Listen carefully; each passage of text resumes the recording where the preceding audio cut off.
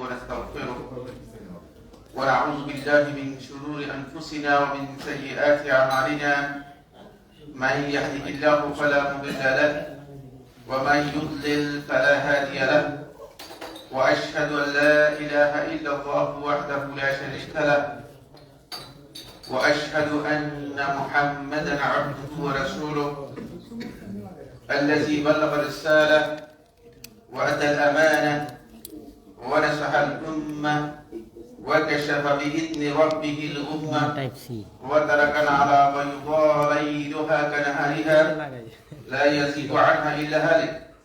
أما بعد فإن أصدق الحديث كتاب الله وخير الهدي هدي محمد صلى الله عليه وسلم وشر الأمور محدثاتها وكل محدثة بدعة وكل بدعة ضلالة وكل ضلالة في النار.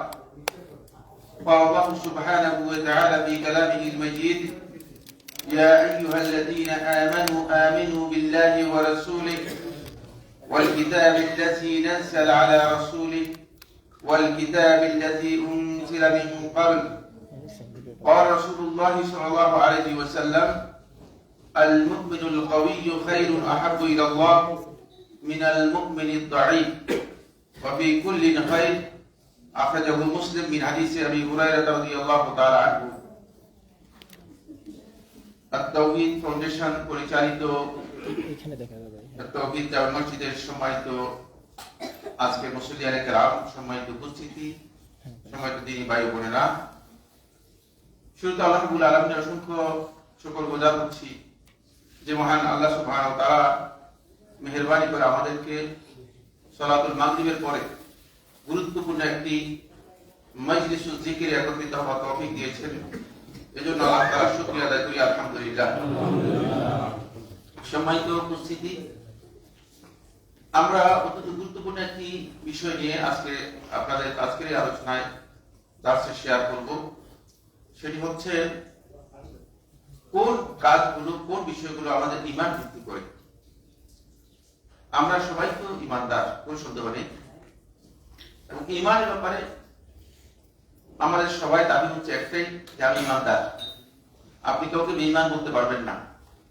বেঈমান যদি কোনো ব্যক্তিকে বলেন তাহলে সেখান থেকে বাড়িতে আসবে, যদিও তার মধ্যে ঈমান আছে কিনা সে এই বিষয়টি ভালো করে কি করেনি, জানেনি, কিন্তু বেঈমান বলে আপনি বেঁচে আসতে পারবেন না। আমাকে বেঈমান বলেছে, এটা মানবেই না। ঈমানের এই বিষয়গুলো খুবই গুরুত্বপূর্ণ। রাসূলুল্লাহ সাল্লাল্লাহু আলাইহি ওয়াসাল্লামের দুজন সাহাবী, একজন হচ্ছে মুআয বিন জাবাল রাদিয়াল্লাহু তাআলা, এর নাম হলো মুআয বিন জাবাল রাদিয়াল্লাহু তাআলা। আরেকজন সাহাবী হচ্ছে রাসূলুল্লাহ সাল্লাল্লাহু আলাইহি ওয়াসাল্লামের আবু দারদা রাদিয়াল্লাহু তাআলা। যখনই সাহাবায়ে কেরামদের কাউকে পেতেন, কারোর সাথে একত্রিত হতেন, সাহাবায়ে কেরামদের মজলিসে যখন একসাথে হতেন, তখন বলতেন সাহাবায়ে কেরামদেরকে লক্ষ্য করে যে ইজলিস বিনা সাআতান নু'মিন বিল্লাহ, যে আমাদের সাথে কিছুক্ষণ বসো, আমরা আল্লাহর প্রতি ঈমান আনি। এই সাহাবী কি মুমিন ছিল না? কি মনে করেন আপনারা? ঈমানদার ছিল না? অবশ্যই ঈমানদার ছিল। ইজলিস বিনা সাআতান, যে কিছুক্ষণ সময় আমাদের সাথে বসো, নু'মিন বিল্লাহ, আমরা আল্লাহর প্রতি ঈমান আনি। তাহলে বোঝা গেল যে ঈমান, আল্লাহর প্রতি ঈমানের বিষয়টি মূলত আমাদেরকে কি করতে হবে? রিনিউয়াল করতে হয়, নতুন করতে হয়, নবায়ন করতে হয়। প্রথমে আসি আমরা এই হাদিস, যে হাদিসের কথা আমরা বলেছি, ইজলিস বিনা সাআতান নু'মিন বিল্লাহ। এই যে হাদিস, এই হাদিসের অর্থ কি? নু'মিন বিল্লাহ দুটি অর্থ। এক নম্বর অর্থ হচ্ছে নাজদাদু ঈমানা, যে আমাদের সাথে বসো, তাহলে আমরা আমাদের ঈমানটাকে বৃদ্ধি করতে পারবো। ঈমানকে যদি মুযাকারা করে, পরস্পর আলোচনা করে ঈমানটা কি করতে পারবে? বৃদ্ধি করতে পারবে, ঈমানকে বাড়াতে পারবে। নাজদাদু ঈমানান, এটা একটু অর্থ। আমরা আমাদের ঈমানকে কি করতে পারবো? বৃদ্ধি করতে পারবো। ইজলিস বিনা সাআতান নু'মিন বিল্লাহ, এর আরেকটি অর্থ হচ্ছে এই যে নাতাদারাসু ফিল ঈমান, আমরা ঈমান পর্যালোচনা করতে পারবো। আমরা যারা বছরের পর বছর ইমানদার, আমরা নিজেরাই ইমানের দাবি করে এসেছি। যদিও আমরা কবে ইমান এনেছি, কখন থেকে ইমানদার হয়েছি, কিসের ভিত্তিতে ইমানদার হয়েছি, কোন আলোচনার ভিত্তিতে আমরা ইমানদার, এগুলো কিন্তু আমাদের কারো কাছে জানা নেই। কারো কাছে কি নেই? জানা নেই। কিন্তু তারপরেও আমরা যেহেতু যুগের পর যুগ, সময়ের পর সময় আমরা নিজেরা ইমানদার, তাহলে আমাদের ইমানটা একটু পর্যালোচনা করা দরকার। ইমান ঠিক আছে কিনা আসলে এই পর্যালোচনা যদি ইমানদার ব্যক্তি করতে না পারে, তাহলে তারা নিজেদের ইমান বৃদ্ধি করতে পারবে না। এই জন্য আজকের আলোচনা অত্যন্ত গুরুত্বপূর্ণ এই জায়গায় যে আমরা এখানে বসেছি, আমাদের যে আমাদের ইমানটাকে আমরা পর্যালোচনা করতে পারি কিনা। সাহাবায়ে কেরাম এভাবেই করতেন, নিজেদের ইমানকে নিজেরা পর্যালোচনা করতেন, নিজেদের ইমান বৃদ্ধি করার চেষ্টা করতেন। ইমান বৃদ্ধির যে রাসূলুল্লাহ সাল্লাল্লাহু আলাইহি ওয়াসাল্লাম হাদিসের মধ্যে আল্লাহ সুবহানাহু ওয়া তাআলা কোরআনের মধ্যে যে কথাগুলো বলেছেন, সেই ইমান বৃদ্ধি করার চেষ্টা চালাতেন। কিন্তু আমাদের মধ্যে আমরা অনেকে দেখি যে ইমান বৃদ্ধি তো দূরের কথা, ইমানের বিষয়ে, নিজের মৌলিক ইমানের বিষয়ে আমরা অনেকে এটাই জানি না আসলে আমি ইমানের উপর আছি কি না। কারণ হলো, আপনারা হয়তো ভালো করে জানেন, সালাত ভঙ্গের কারণ আছে, আছে না? উযু ভঙ্গের কারণ আছে, উযু ভঙ্গের কারণ আছে। তারপরে সিয়াম ভঙ্গের, রোজা ভঙ্গের কারণ আছে। প্রত্যেকটি ইবাদত নষ্ট হয়ে যাওয়ার, ভঙ্গ হওয়ার কারণ কি আছে? কারণ আছে। অনুরূপভাবে ঈমান ভঙ্গেরও কি আছে? কারণ আছে। কিন্তু আমরা অনেকেই সালাত ভঙ্গের কারণ জানি, কিন্তু সবগুলো হয়তো জানি না। সিয়াম ভঙ্গের কারণ জানি, হয়তো সবগুলো ভালো করে জানি না। হজ নষ্ট হয় কি কি কারণে জানি, হয়তো সবগুলো আমাদের কাছে জানা নেই। কিন্তু ঈমান কোন কোন কারণে ভঙ্গ হয়ে থাকে, আমাদের কোন আমলের কারণে আমার ঈমান নষ্ট হয়ে যাচ্ছে অথবা ঈমান ক্ষতিগ্রস্ত হচ্ছে, কোন আমলের কারণে আমার ঈমানের দিক থেকে দুর্বলতা এসে যাচ্ছে, এই বিষয়গুলো আমাদের অনেকের কাছে জানা নেই। অনেকে আমরা এটা পর্যালোচনা করি না, যেহেতু এই বিষয়গুলো নিয়ে আমাদের আলোচনা। আজকে একবার বলতেছিলেন যে জনৈক আলেম এই দাবি করছেন যে তিনি জোহরের সালাত দিয়ে, জোহরের উযু দিয়ে এশা পর্যন্ত সালাত আদায় করেন, মাঝে তার উযু নষ্ট হয় না, উযু ভাঙে না। এটা হতেই পারে, কারণ যদি পেশাব পায়খানার সমস্যা থাকে এরকম হতে পারে, অস্বাভাবিক কিছুই না। কিন্তু শেষে একজন লোক বললো যে এই লোকটা মাঝখানে আর পেশাব পায়খানা করতে হয় না, অথবা জরুরত ছাড়তে হয় না, একেবারে উযুই নষ্ট হয় না, একেবারে দীর্ঘদিন পর্যন্ত জোহরের সালাত দিয়ে এশা পর্যন্ত করতেছে, তুমি দেখো এর সাথে থাকো কি হয়ে যায়। তখন একদিন দেখলো যে মাগরিবের সালাতের পরে টয়লেটে গিয়েছে, টয়লেট থেকে ফিরে এসে আর উযু করে নেই। তখন আজকে বলতেছে, টয়লেট থেকে ফিরে এসে আর উযু করে নেই। তখন লোকটা বলে যে আপনি যে টয়লেটে গেলেন, আপনি উযু করলেন না, কারণ আমার তো উযু ভাঙে নাই, কারণ আমি তো হাঁটুর উপর আমার কাপড় উঠে নেই, আমার তো উযু ভাঙে নাই। উযু ভঙ্গের কারণ শুধু একটাই জানে, সেটা হচ্ছে হাঁটুর উপর কাপড় উঠে উযু ভাঙবে, বুঝতে পেরেছে? পরে আর উযু ভাঙবে কোথেকে? আমাদের দশা এমন হয়ে গিয়েছে যে আমরা ঈমান ভঙ্গের কারণগুলো সম্পর্কে না জানার কারণে ঈমান ভঙ্গের কারণগুলো আমরা করেও যাচ্ছি, কিন্তু আমাদের ঈমান কি হচ্ছে না? ভঙ্গ হচ্ছে না। ঈমান কি হচ্ছে না? ভঙ্গ হচ্ছে না। কারণ আপনি এগুলোকে আমরা খুবই সাধারণ বিষয় হিসেবে আমরা গ্রহণ করেছি। আমার আলোচ্য এই বিষয়টা, আমার আলোচ্য হচ্ছে আজকে যে বিষয়টা হলো ঈমান বৃদ্ধির যে দিকগুলো আছে সেগুলো নিয়ে আমি কথা বলবো।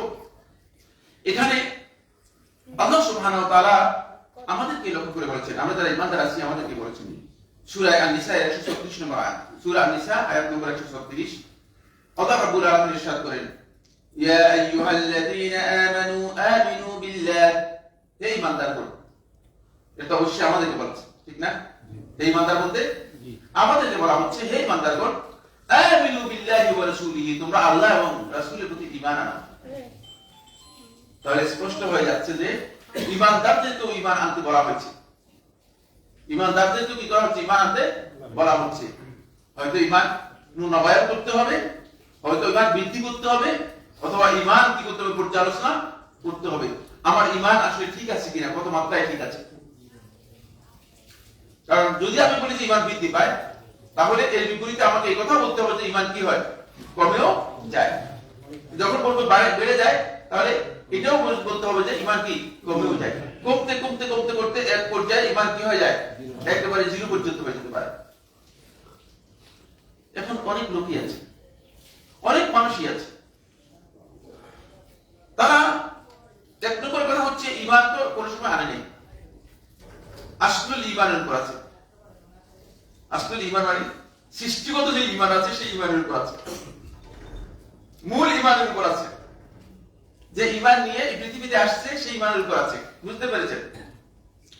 দ্বিতীয় নম্বর হচ্ছে এরপরে যত রকমের কাজ করুক, যেহেতু সেই ইমান আনে নাই আর কোনোদিন ইমানের কাজ করে নাই, ইমানের সাথে তার কোনো সম্পর্ক নেই, এই জন্য সে যত রকম কাজ করুক সে মনে করছে যে আমার আর ইমান নষ্ট হওয়ার কোনো কারণই নেই।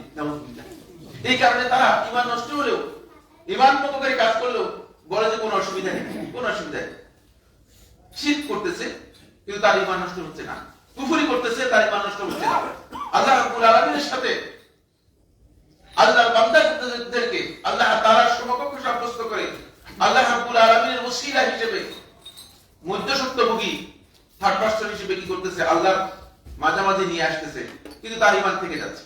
এর কারণ একটাই, সেটা হলো এই আসলে ওই ব্যক্তির মতো যে ব্যক্তি মনে করছে উজু ভাঙার কারণ হচ্ছে কি হাঁটুর উপর কাপড় ওঠা, উজু ভাঙার কারণ সম্পর্কে আর কিছু জানা, আর কিছু জানা। এই ব্যক্তিরা ইমান ভাঙবে করতে গিয়ে যেহেতু ইমান ভঙ্গের কারণ সম্পর্কে কিছুই জানে না। আসুন সূরা আন-নিসা 36 নম্বর আয়াতের মধ্যে আল্লাহ তাআলা আমাদেরকে বলতেছেন, ইয়া আইয়ুহাল্লাযীনা আমানু, এই ঈমানদারগণ, আমিনু বিল্লাহি ওয়া রাসূলিহি, তোমরা আল্লাহর প্রতি ঈমান আনো এবং রাসূলের প্রতি ঈমান আনো, ওয়াল কিতাবিল্লাযী নাযালা আলা রাসূলিহি, ওই কিতাবের প্রতি যে কিতাব আল্লাহ তাআলা তার রাসূলের উপর অবতীর্ণ করেছেন, ওয়াল কিতাবিল্লাযী উনজিলা মিন ক্বাবল, এবং এর আগে যে সমস্ত কিতাব অবতীর্ণ হয়েছে এগুলোর প্রতি ঈমান আনো। এগুলোর প্রতি ঈমান এনেই তো আপনি ঈমানদার হয়েছে, ঠিক না? নাকি এগুলোর বাইরে কোনো কিছু? এগুলোর প্রতি ঈমান না আনলে ঈমানদার হওয়ার সুযোগ নেই। কারণ ঈমানের আমরা যে ঘোষণা দিয়েছি সেই ঘোষণার মধ্যে আছে আমানতু বিল্লাহ, আল্লাহর প্রতি ঈমান, তারপরে ওয়া মালাইকাতিহি, ফেরেশতাদের প্রতি ঈমান, ওয়া কুতুবিহি, আল্লাহর কিতাবের প্রতি ঈমান, ওয়া রাসূলিহি, রাসূলদের প্রতি ঈমান, তারপরে ওয়াল ইয়াউমিল খাইরি, ওয়াল ইয়াউমিল আখির, আখিরাতের প্রতি ঈমান, তারপরে ওয়াল কদরি খাইরিহি ওয়া শাররিহি, ওয়াল কদরি খাইরিহি ওয়া শাররিহি, আর তাকদীরের ভালো মন্দের প্রতি ঈমান। তো ঈমানের এই মৌলিক বিষয়গুলো যদি আপনি স্বীকার না করেন তাহলে কি আপনি ঈমানদার হতে পারবেন না? কিন্তু আল্লাহ সুবহানাহু ওয়া তাআলা আবার আমাদেরকে নির্দেশ দিচ্ছেন এগুলোর প্রতি ঈমান আনতে হবে। তাহলে বুঝতে হচ্ছে যে এগুলো আমাদেরকে কি করতে হবে, নিয়মিত চর্চা করতে হবে, নিয়মিত জানতে হবে। এগুলো যদি আমরা নিয়মিত চর্চা না করি তাহলে আমরা ঈমান আমাদের যে বৃদ্ধি করার কথা সেই ঈমান আমাদের বৃদ্ধি হবে না। আসুন এরপরে রাসূলুল্লাহ সাল্লাল্লাহু আলাইহি ওয়াসাল্লাম হাদিস সহিহ মুসলিম থেকে আমি আপনাদের সামনে পেশ করেছি। আবু হুরায়রা রাদিয়াল্লাহু তাআলা বর্ণনা করেন, তিনি বলেন, আল মুমিনুল কাওয়িয়্যু খায়রুন ওয়া আহাব্বু ইলা আল্লাহি মিনাল মুমিনিদ দাঈফ। আল্লাহ রাসূল সাল্লাল্লাহু আলাইহি ওয়াসাল্লাম ইরশাদ করেন, আল মুমিনুল কাওয়ি, শক্তিশালী ঈমানদার ব্যক্তি, যে ঈমানদার শক্তিশালী ঈমানদার, সে হচ্ছে খায়রুন, অতি উত্তম, ওয়া আহাব্বু, এবং অতি প্রিয়, ইলা আল্লাহি, আল্লাহ তাআলার কাছে, মিনাল মুমিনিদ দাঈফ, দুর্বল ঈমানদার ব্যক্তি থেকে, দুর্বল ঈমানদার ব্যক্তি থেকে, ওয়া ফি কুল্লিন খায়র, তবে প্রত্যেকের মধ্যে কি আছে, কল্যাণ আছে, প্রত্যেকের মধ্যেই কল্যাণ আছে।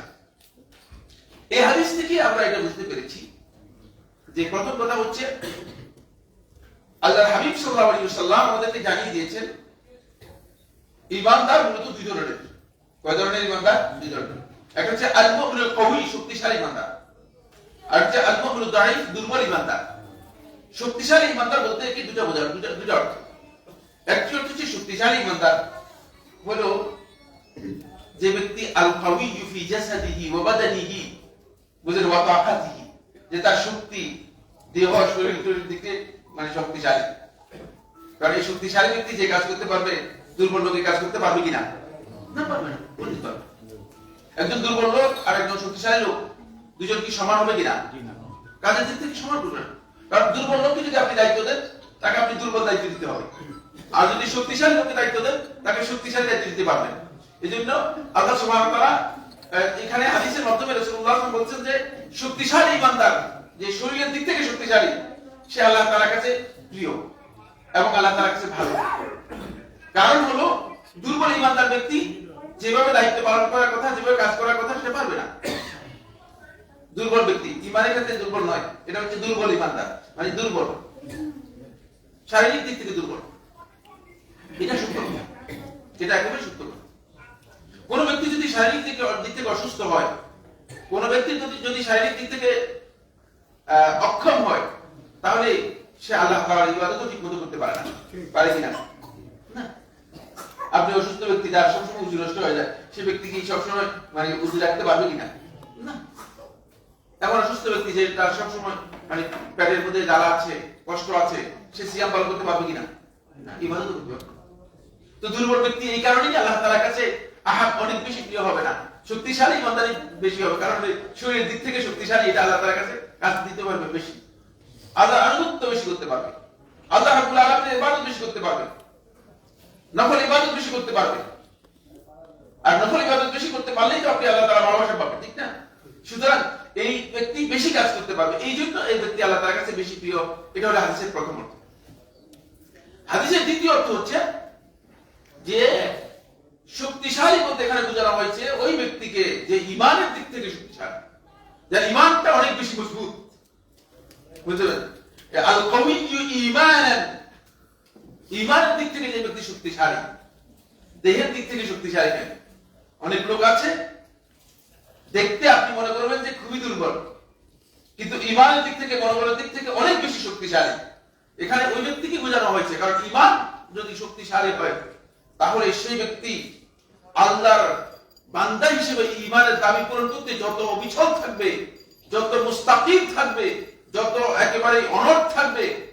আর দুর্বল ইমানের দিক থেকে দুর্বল ব্যক্তি তত মুস্তাকিম থাকতে পারবে না, পারবে না। ইমান এর দিক থেকে দুর্বল ব্যক্তিকে মানুষ এসেও কি করতে পারে, তাকে পরিবর্তন করে ফেলতে পারে। দেখেন আমাদের সমাজের মধ্যে আজকে আল্লাহ এবং তার রাসূলের প্রতি ঈমানের ক্ষেত্রে দুর্বল যারা আছে, তাদেরকে এই আলেম এই বক্তব্য দিচ্ছে, এই আলেম এই বক্তব্য দিচ্ছে, এই আলেম এই বক্তব্য দিচ্ছে, এদের বক্তব্য আছে কিনা দেখো। যারা আপনারা ইউটিউব ফেসবুকে যাচ্ছেন, দেখবেন যে আলেমদের বক্তব্য দেখে বুঝতে পারবেন যে হরেক রকমের বক্তব্য। এখন দুর্বল ইমানদার ব্যক্তি যখন বিভিন্ন ধরনের কথার সম্মুখীন হয়, তখন তার মধ্যে শুভহাত এসে যায়, সন্দেহ এসে যায়। সে মনে করে যে এই দুয়ারিপাড়া তাওহীদ মসজিদে গেলাম, এখানে এরকম শুনলাম, আবার পাশে আরেক মসজিদে গেলাম, সেখানে এরকম শুনলাম। তখন তার মধ্যে কনফিউশন তৈরি হয়ে যায়। তো দুর্বল ইমানদার ব্যক্তি ইমানের দুর্বলতার কারণে সে সন্দেহের মধ্যে পড়ে যায়। তখন সেই ব্যক্তি আর নিজের পক্ষ থেকে কোনো ডিসিশন নিতে পারে না, সিদ্ধান্ত নিজের পক্ষ থেকে নিতে পারে না, কারণ সে মনে করে যে আরে এরকম কথা তো কেন শুনলাম। পরে আজকে বিশেষ করে আমাদের যুবকদের মাঝে আমরা এই বিষয়টি লক্ষ্য করতেছি। 1 মাস 2 মাস 1 বছর দেখি যে মাশাআল্লাহ মাশাআল্লাহ খুব ভালো, আবার কয়েকদিন পর দেখা যায় যে চেঞ্জ অন্যরকম হয়ে যাচ্ছে, আরেক ধারায় চলে যাচ্ছে।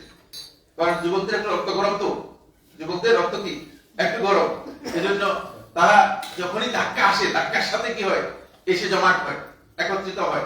আবার কোনো না কোনো শয়তান এসে যদি আবার উল্টা কথা বুঝিয়ে দেয়, তখন আবার কি হয়ে যায়, আস্তে করে অন্যদিকে চলে যায়। ঠিক এটা হচ্ছে এই কারণে ঈমান যেহেতু শক্তিশালী হয় নাই, ঈমান যেহেতু মজবুত হয় নাই, ঈমান মজবুত না হওয়ার কারণে সেই ব্যক্তি ঈমানের দিক থেকে দুর্বল হওয়ার কারণে তাকে যখন বিভিন্ন ধরনের চিন্তাধারা দেওয়া হয়, বিভিন্ন ধরনের বক্তব্য দেওয়া হয়, তখন সব বক্তব্য তার মধ্যে কি করে কাজ করে, তাকে সন্দেহের মধ্যে ফেলে দেয়। এটাও কিন্তু শয়তানের একটি জঘন্যতম দিক। এই কারণেই মূলত রাসূলুল্লাহ সাল্লাল্লাহু আলাইহি ওয়াসাল্লাম বলেছেন যে ঈমানের দিক থেকে দুর্বল ঈমানদার ব্যক্তি মোটামুটি কোন অংশেই দুর্বল ঈমানদার ব্যক্তি শক্তিশালী ঈমানদার ব্যক্তির উপরে যেতে পারবে না। কারণ হচ্ছে শক্তিশালী ঈমানদার ব্যক্তি শরীরের দিক থেকে শক্তিশালী হলেও ইবাদত করতে পারবে বেশি, আর ঈমানের দিক থেকে শক্তিশালী হলেও কি করতে পারবে, আল্লাহ তাআলার আনুগত্য করতে পারবে বেশি। এই জন্য বলেছেন আল্লাহ তাআলার কাছে শক্তিশালী ঈমানদার ব্যক্তি আল্লাহ তাআলার কাছে সবচেয়ে বেশি প্রিয় এবং সবচেয়ে বেশি আল্লাহ তাআলার কাছে ভালো। তবে ওয়াফি কুল্লি খায়র, কিন্তু দুর্বল ঈমানদার আর সবল ঈমানদার, শক্তিশালী ঈমানদার, দুই জনের মধ্যে কি আছে, কল্যাণ আছে। এর অর্থ কি? এর অর্থ হচ্ছে এই ঈমান যে ভালো জিনিস, এবং ঈমান যতটুকু আছে ততটুকু আপনার মধ্যে ভালো আছে, এটাকে স্বীকার করতে হবে। কারণ ঈমানটা আপনার অন্তরের মধ্যে ঢোকার কারণেই তো আপনি মজবুত ঈমানদার হতে পেরেছেন বা শক্তিশালী হতে পেরেছেন। ঈমানটা ঢোকার কারণে তো আপনার ঈমান আছে। এজন্য ঈমানের কারণে দুর্বল ঈমানদার ব্যক্তিও কি ওই ব্যক্তির চেয়ে ভালো যে ব্যক্তি ঈমান আনতে পারে নাই, যে ব্যক্তি ঈমান আনতে পারে নাই। এই হাদিস থেকে আমার যেই টার্গেট সেটা হচ্ছে, বা যেটা আমি এখানে দলিল হিসেবে গ্রহণ করার জন্য এসে বলছি, সেটা হলো এই যে ঈমানের দিক থেকে আমাদেরকে শক্তিশালী হতে হবে, মজবুত হতে হবে। দুর্বল ঈমানদার হলে চলবে না, কিন্তু মজবুত হতে হলে, মজবুত ঈমানদার হতে হলে তাহলে আমাদেরকে কি কাজ করতে হবে, কোন দিকে আমাদেরকে যেতে হবে, সেই কাজগুলো নিয়ে ইনশাআল্লাহ তাআলা আজকের সংক্ষিপ্ত আলোচনায় আমি চেষ্টা করব আপনাদের সামনে যে আলোচনাটি নিয়ে এসেছি সেটা কিছু বিষয় শেয়ার করার জন্য। বন্ধুগণ, এটা খুব গুরুত্বপূর্ণ একটা বিষয় ঈমানের। আহলুস সুন্নাহ ওয়াল জামাতের আকীদা হচ্ছে সালফে সালিহিনের আকীদার সাথে মুতাকাল্লিমিন যারা ইলমুল কালাম চর্চা করে তাদের আকীদার পার্থক্য হচ্ছে এই জায়গায়। আহলুস সুন্নাহ ওয়াল জামাতের আকীদা হচ্ছে যে একজন বান্দার ঈমান বাড়ে এবং কমে। ইয়াজিদু বিত্তাআহ, যখন ভালো কাজ করবেন, নেক আমল করবেন, সালাত আদায় করবেন, সিয়াম পালন করবেন, কোরআন তেলাওয়াত করবেন, ইবাদত করবেন, তখন আপনার ঈমান কি হবে? বাড়তে, ঈমান বাড়বে। কারণ ঈমানের কাজগুলো যদি আপনি করেন, আল্লাহর আনুগত্যের কাজগুলো করেন, আপনার ঈমান বাড়বে। বাড়তে বাড়তে আপনার ঈমান এমন হবে যে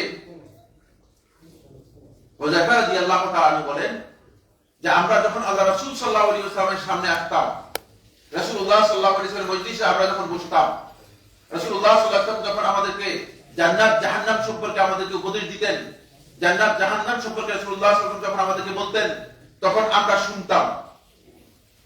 এবং রাসূলুল্লাহ সাল্লাল্লাহু আলাইহি ওয়াসাল্লাম এই বক্তব্য শুনতে শুনতে আমাদের এমন ভাবে মনে হচ্ছে যেন আমরা আমাদের চোখ দিয়ে জান্নাত এবং জাহান্নাম দেখতে পাচ্ছি। বুঝতে পেরেছেন? ঈমান বাড়তে বাড়তে, ঈমান বৃদ্ধি হতে হতে এমন এক পর্যায়ে উত্তীর্ণ হয়ে যেত, এমন এক মানে চলে যেত যে ঈমানের এমন এক ক্ষেত্রে যেত যে মনে হতো যেন জান্নাত এবং জাহান্নাম তারা দেখতে পাচ্ছে। ঈমানটা এই পর্যায়ে চলে যেত। এজন্য আমার বন্ধুগণ, ঈমান এই বৃদ্ধির বিষয়টি আহলুস সুন্নাহ ওয়াল জামাতের বক্তব্য হচ্ছে আল ঈমান ইয়াজিদু বিত্তাআহ, আনুগত্যের মাধ্যমে ঈমান বৃদ্ধি পাবে। ওয়া ইয়ানকুসু বিল মাসিয়াহ, আর যদি গুনাহ কাজ করে থাকে, গুনাহর মাধ্যমে ঈমান কমতে থাকে। গুনাহ কি হবে? ঈমান কমতে থাকে। কিছু কিছু গুনাহ এমন আছে যে গুনাহগুলো করলে মানে এই গুনাহের কারণে ঈমান আপনার মধ্যে থাকবেই না, ঈমান আপনার কাছ থেকে বেরিয়ে যাবে। যেমন রাসূলুল্লাহ সাল্লাল্লাহু আলাইহি ওয়াসাল্লাম বলেছেন যে লা ইউমিনু যানি হিনা ইউসনি, ঈমানদার ব্যক্তি যখন জিনা করে থাকে, ব্যভিচার করে থাকে, তখন সে ব্যক্তি তার ঈমান আর থাকে না, ঈমানটা তার কাছ থেকে ছুটে যায়। যখন কোনো ব্যক্তি চুরি করে, তখন তার ঈমানটা আস্তে হয়ে যায়, তার কাছ থেকে ছুটে যায়।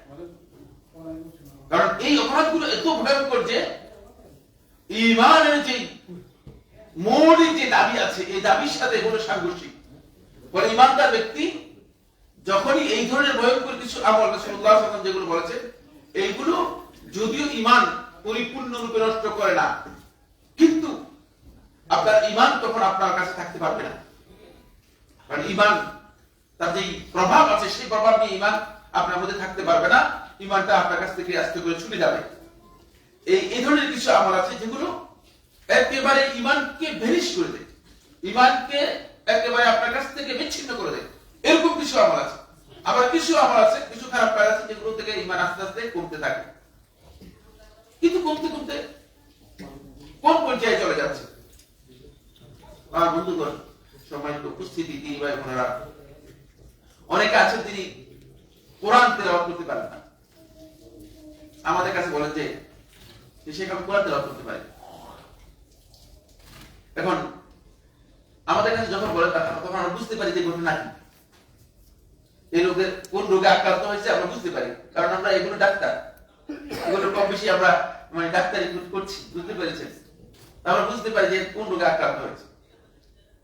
অনেকে আছে যে তিনি সালাতে তার মনোযোগ আসে না, সালাতের মধ্যে দাঁড়ান, আর দাঁড়ানোর সাথে সাথে হয়তো দোকানে চলে যান, নাহলে অফিসে চলে যান, নাহলে কার কাছে বাকি পাবে, কার কাছে ঋণ পাবে, কার কাছে পাবে না, তারপরে কি চিন্তা, আজকে খাবারের কি, আজকে বাজার কি করবে, এগুলো লিস্ট তৈরি করে সালাত। এগুলো সবটাই মূলত একটাই কারণ।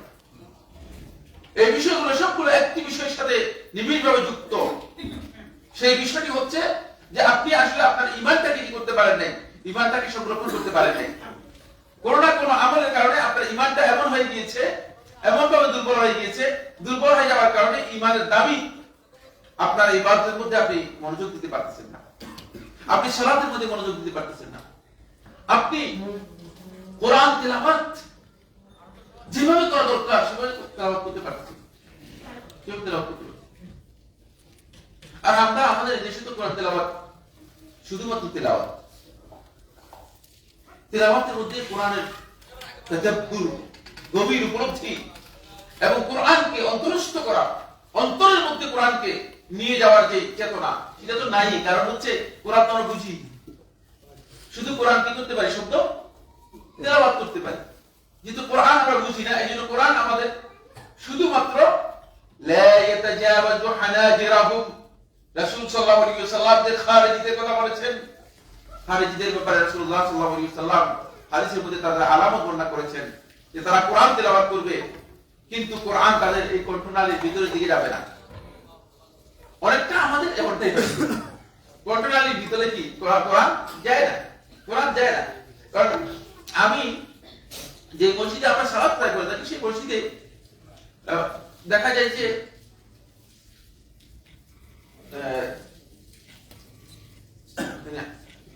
তিলাওয়াত সিজদা, মানে যে আয়াতের মধ্যে তিলাওয়াত করার কারণে সিজদা আছে, সিজদার আয়াতগুলো যেগুলো আছে, এই আয়াত তেলাওয়াত করছে,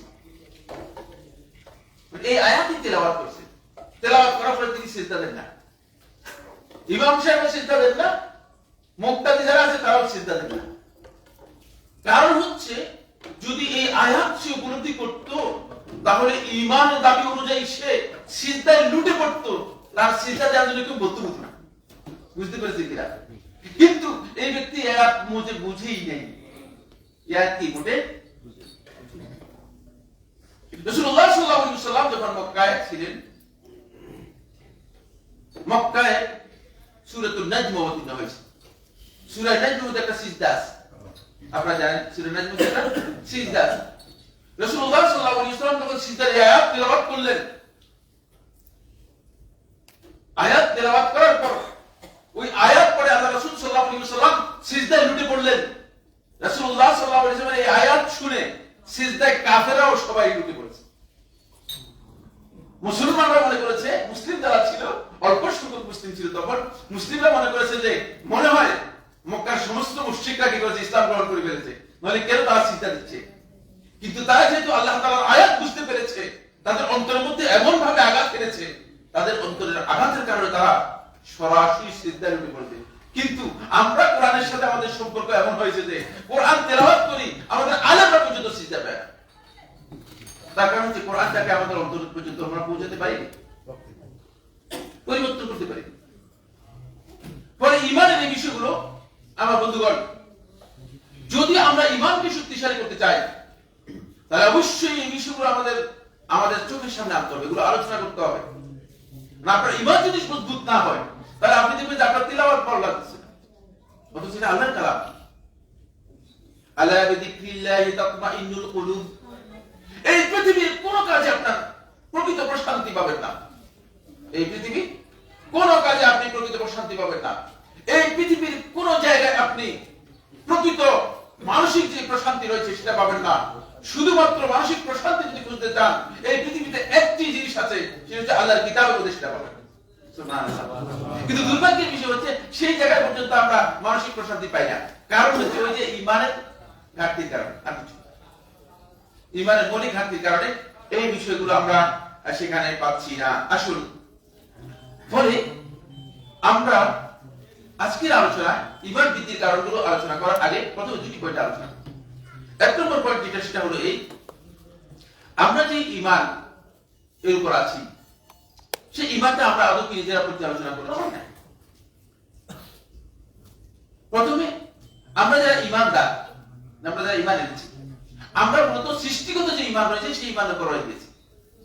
রাসূলুল্লাহ সাল্লাল্লাহু আলাইহি ওয়াসাল্লাম হাদিসের মধ্যে ইরশাদ করেন, কুল্লু মাউলুদিন ইউলাদু আলাল ফিতরা ফাআবাওয়াহু ইউহাউওয়িদানিহি ওয়া ইউনাসসিরানিহি ওয়া ইউমাজ্জিসানিহি। প্রত্যেক নবজাতক শিশু সেই ফিতরাতের উপর, তাওহীদের উপর তার জন্ম হয়ে থাকে। আল্লাহ রাব্বুল আলামিন এই ডিভাইসের মধ্যে যদি, খুব ভালো করে খেয়াল করুন, এই ডিভাইসের মধ্যে যদি কোন প্রকার অ্যাপস না থাকে, কিছুই না থাকে, তাহলে এটি যে কোন ধরনের অ্যাপস এখানে কি করতে পারবে, ডাউনলোড করতে পারবে খালি। আর যদি এটা অ্যাপস দিয়ে ভরপুর করে, তাহলে এখানে আর নতুন করে অ্যাপস কি করতে পারবে, ডাউনলোড করতে পারবেন না। আল্লাহ সুবহানাহু ওয়া তাআলা এই যে আমাদের যে ডিভাইসটা আছে, এটাকে হিউম্যান ডিভাইস বলা হয়। এটা হচ্ছে মানব ডিভাইস, বুঝতে পেরেছেন কিনা? এই হিউম্যান ডিভাইসের সফটওয়্যার কোথায়, এটা জানেন কিনা? এই হিউম্যান ডিভাইসের সফটওয়্যার হচ্ছে মূলত কলব। এটা দিয়ে পুরো সফটওয়্যারটাকে, হার্ডওয়্যারটাকে কি করতেছে, পরিচালিত করতেছে। এটা সহিহ মুসলিমের হাদিস। নওয়ারে বশীর দিয়ে বর্ণনা করে তিনি বলেন, আলা ইন্না ফিল জাসাদি মুদগাহ, আলা খবরদার দিনে রাখো, ইন্না ফিল জাসাদি মুদগাহ, তোমাদের দেহের মধ্যে একটি গোশতপিণ্ড আছে। তোমাদের দেহের মধ্যে একটি গোশতপিণ্ড আছে। ইজা সালুহাত সালুহাল জাসাদু কুল্লু, যদি তোমাদের দেহের এই গোশতপিণ্ড এটা যদি সংশোধন হয়ে যায়, এটা যদি পরিশুদ্ধ হয়ে যায়, এটা যদি ভালো হয়ে যায়, সালুহাল জাসাদু কুল্লু, তাহলে গোটা দেহটাই তোমার, এই ডিভাইসটা পুরোটাই ঠিক চলবে, ঠিক হয়ে যাবে। ওয়া ইজা ফাসাদাত, আর যদি কোনো কারণে তোমার অন্তরের এই, তোমার ভিতরে যে গোশতপিণ্ডটা আছে, এটা যদি কোনো কারণে নষ্ট হয়ে যায়, কোনো কারণে যদি ক্ষতিগ্রস্ত হয়ে যায়, ফাসাদাল জাসাদু কুল্লুহু, গোটা দেহটা তোমার কি হয়ে যাবে, বিপর্যস্ত হয়ে যাবে, ক্ষতিগ্রস্ত হবে, নষ্ট হয়ে যাবে। আলা ওয়াল কলব, যে রাখো সেটা হচ্ছে অন্তর। অন্তরটা হচ্ছে আমাদের সফটওয়্যার। অন্তরটা হচ্ছে কি? সফটওয়্যার।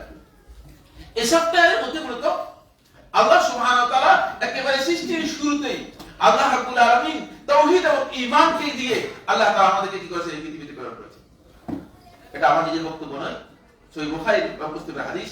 রাসূলুল্লাহ সাল্লাল্লাহু আলাইহি ওয়াসাল্লাম বলেছেন যে কুল্লু মাউলুদিন ইউলাদু আলাল ফিতরা, প্রত্যেক নবজাতক ফিতরাতের উপর জন্মগ্রহণ করে। আর এই ফিতরাত হচ্ছে মূলত ঈমান এবং তাওহীদ, এটার উপর জন্মগ্রহণ করে। এরপরে সর্বপ্রথম পিতামাতা এটাকে হয়তো মুসলিম হিসেবে মুসলমান বানাবে, ইহুদি হিসেবে ইহুদি বানাবে, খ্রিস্টান হিসেবে খ্রিস্টান বানাবে, অগ্নিপূজারক হিসেবে অগ্নিপূজারক বানাবে, হিন্দু সনাতনী হিন্দু বানাবে। দেখছেন পরিবর্তন হয় ওই জায়গায় থেকে।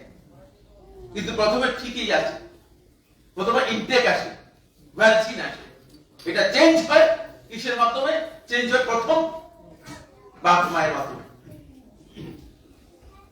আমরা প্রথম ঈমান তো ডিভাইসের মধ্যে আমাদের ঈমান যেভাবে ছিল সেভাবে আসার পরে পিতামাতার ঈমান আমরা গ্রহণ করেছি, বাপ দাদার ঈমান। এটা কি এখন বাপ দাদার ঈমান ঠিক ছিল কিনা সেই জায়গায় প্রশ্ন এসে গিয়েছে। এখনো আমরা বাপ দাদার ঈমানের উপর আছি, কারণ এরপরে আর কোনোদিন সংশোধন করি নাই। এরপরে এই বাপ দাদার ঈমান আর কোনোদিন আমরা কি করি নাই, সংশোধন করি নাই। আপনি যখন লোকদেরকে জিজ্ঞেস করবেন, তখন লোকদের প্রশ্ন একটাই যে ভাই এতদিন পর্যন্ত আমাদের বাপ দাদারা যেটা করছে, বাপ দাদারা যেগুলো করছে সেগুলো কি খারাপ ছিল? এটা একটা প্রশ্ন হতেই পারে, ভ্যালিড প্রশ্ন হতে পারে, ভ্যালিড প্রশ্ন হতে পারে। কিন্তু এই প্রশ্ন আল্লাহ রাসূল সাল্লাল্লাহু আলাইহি ওয়াসাল্লামের সময় এই প্রশ্নটাই ওই মক্কার জাহেলী সমাজের মুশরিক যারা ছিল তারাই করেছে, একই প্রশ্ন। কিন্তু আল্লাহ সুবহানাহু ওয়া তাআলা তাদেরকে বলে দিয়েছেন যে তোমরা তোমাদের বাপ দাদার দোহাই দিতে পারবে শুধু, কিন্তু যদি বাপ দাদার দোহাই বাদ দিয়ে তোমরা যদি আল্লাহ এবং তার রাসূলের কথা মেনে নাও, এটাই তোমাদের নাজাতের পথ, এটা হচ্ছে তোমাদের নাজাতের পথ। কারণ বাপ দাদার দোহাই দিয়ে তোমরা বাঁচতে পারবে না। এই প্রশ্ন আগেই ছিল, এখন এই প্রশ্ন আছে, একই প্রশ্ন আছে। আমাদের বন্ধুগণ, আমার বন্ধুগণ, এই যে বাপ দাদার যে ধর্ম, বাপ দাদার যে ঈমানের উপর আমরা আছি, সেই ঈমানটাকে আমাদের উচিত ছিল যে আমরা একটু ভালো করে জেনে নেওয়া, কিন্তু জানার চেষ্টাও করি না, ঈমানের মৌলিক বিষয় সম্পর্কে জানিও নাই। যদি আমি আজকে এখন প্রশ্ন করি, তাহলে অধিকাংশ লোক ঈমানের শাব্দিক অর্থ জানতে পারবে না। এই কথাটা আমি এই জন্য বলেছি, কয়েকদিন আগে আমি টিচারদের একটা পরীক্ষা দিয়েছিলাম। বুঝতে পেরেছেন? তো মোটামুটি ভালো পড়ালেখা করা, দাওরা হাদিস করা, কামিল করা, দাওরা হাদিস করা, মানে এমনকি ইফতা করা, এই ধরনের লোকই এসেছে, মানে যারা আরবির উপর জ্ঞান রাখে ভালো। কি ঈমান শব্দের অর্থ একজনও লিখতে পারে। আমি নিজেও মানে হতচকিত হলাম, অবাক, কোথায় আছি আমরা? আপনাদেরকে জিজ্ঞেস করে আর আপনাদেরকে কি করতে চাই না, ছোট করতে চাই না, সবার নষ্ট করতে চাই না, করতে পেরেছে। মানে অবস্থা এমন বেগতিক যে মানে আলেমদের কথা বলেছি, তাদের অবস্থা হচ্ছে এই যে তারা ঈমানের শাব্দিক অর্থ পর্যন্ত জানে না, ঈমানের পরিচয় তো দূরের কথা। তো আমরা তো আসলে ঈমানের ওই জায়গায় আছি, এখন ওই জায়গায় আছে যেখানে আমরা ঈমানের সাধারণ পরিচয়, কমন যে পরিচয় আছে সেই পরিচয় আমরা জানি না। এই জন্য আমার বন্ধুগণ খেয়াল রাখতে হবে, এগুলো যদি আমরা না জানি, মৌলিক বিষয়গুলো যদি না জানি, তাহলে আমরা আসলে আমাদের নিজেদের আমলকে পরিশুদ্ধ করতে পারবো না। কারণ আগে যদি মূল যন্ত্র ঠিক না হয়, বুঝতে পেরেছেন, যন্ত্রটা যদি ঠিক না হয় তাহলে অন্য কাজ করতে পারবেন কিনা না। আগে তো আপনার ডিভাইসটা ঠিক করতে হবে, এটা ঠিক করতে হবে। ঈমানের এই জায়গায় আপনাকে আসতে হবে, ঈমানের এই জায়গায় আসতে বলে আমাদেরকে আমাদের নিজেদের ঈমানকে পর্যালোচনা করতে হবে। এই যে হালাকাতুল জিকির গুলো, এগুলো এই জন্য, এই হালাকাতুল জিকিরের প্রমাণটা যখন আসবে শুধুমাত্র জ্ঞান অর্জন করার জন্য অথবা জ্ঞান দেওয়ার জন্য, তার ঘর থেকে নিয়ত করে কোন মসজিদে আসবে, রাসূলুল্লাহ সাল্লাল্লাহু আলাইহি ওয়াসাল্লাম সহিহ হাদিসের মধ্যে বলেন, সেই ব্যক্তি মিকাত থেকে, আবার বলছি, সেই ব্যক্তি মিকাত থেকে ইহরাম করে হজ পালন করা যে সব, সেই সব পেয়ে যাবে। কেন হবে? কেন হবে? কারণ এই সবটা এই জন্য তাকে দেওয়া হবে, কারণ এই জিনিসগুলো এই জায়গায় আপনার প্রকৃত ঈমান রিচার্জ হবে। যদি আপনি একটা হালাকা থেকে গিয়ে আপনার ঈমানের মধ্যে কোনো পরিবর্তন আসতো না, ঈমানের মধ্যে কোনো চেঞ্জ আসতো না, তাহলে আপনি বুঝবেন যে আপনার হালাকাতুল জিকিরের এখানে যে উপস্থিত হয়েছে কাজ আসলে এখান থেকে রিচার্জ করতে পারেন। হতে পারে যে আপনার ওই যে পোর্ট আছে না, পোর্টের সমস্যা, রিচার্জ হয় নাই, অথবা অন্য কোথাও সমস্যা আছে। এই রিচার্জ করার জন্য মূলত এই সমস্ত হালাকাগুলো অত্যন্ত গুরুত্বপূর্ণ। এই হালাকার মাধ্যমে আমরা আমাদের ঈমানকে সত্যিকারভাবে রিচার্জ করতে পারবো। আসুন আজকে মূল আলোচ্য বিষয় হচ্ছে 10টি পয়েন্টে কথা বলবো। কয়টি পয়েন্টে কথা বলবো? 10টি পয়েন্টে কথা বলবো ইনশাআল্লাহ। আল্লাহ তাআলা যদি আমাদেরকে তৌফিক দান করেন। কয়টা পর্যন্ত চলবে? এসে কয়টা? 8:30 এসে, আচ্ছা, তাহলে অনেক লম্বা, আমরা চেষ্টা করব। জি, প্রথম কথা হচ্ছে ঈমান বৃদ্ধি করার জন্য ঈমানের মৌলিক 10টি পয়েন্ট আলোচনা করব। তারপরে যদি আমাদের সময় সাপোর্ট দেয়, এরপরে বাকি যে পয়েন্টগুলো আছে সেই পয়েন্টগুলো নিয়ে কথা বলবো, অন্যথায় সেগুলো আজকে থেকে যাবে। 1 নম্বর প্রশ্ন সামান্য কিছু প্রশ্ন উত্তর দিব যদি সুযোগ। 1 নম্বর বিষয় হচ্ছে আপনি আপনার ঈমান বৃদ্ধি করার জন্য আল্লাহ রাব্বুল আলামিনের প্রকৃত পরিচয়, আল্লাহ রাব্বুল আলামিনের বিআসমাইহিল হুসনা ওয়া সিফাতিহিল উলা, আল্লাহ তাআলা সুন্দর সুন্দর নামগুলো সহ আল্লাহ রাব্বুল আলামিনের উত্তম সুমহান যে বৈশিষ্ট্য আছে, গুণাবলী আছে, এগুলো সহ আপনাকে জানতে হবে। আল্লাহ তাআলার পরিচয়,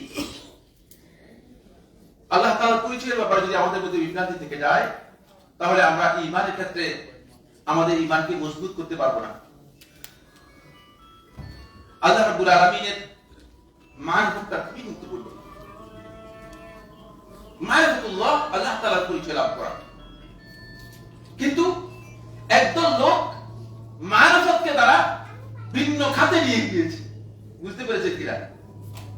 সেটা হচ্ছে তরিকতপন্থী যারা আছে তারা কি করেছে, তারা মারিফতের আরেকটা আইডিয়া নিয়ে এসেছে, যে আইডিয়ার সাথে ইসলামী আইডিয়ার কোনো মিল নেই। মারিফতের প্রকৃত কথা হচ্ছে আল্লাহ তাআলার প্রকৃত পরিচয় লাভ করতে হবে আপনাকে।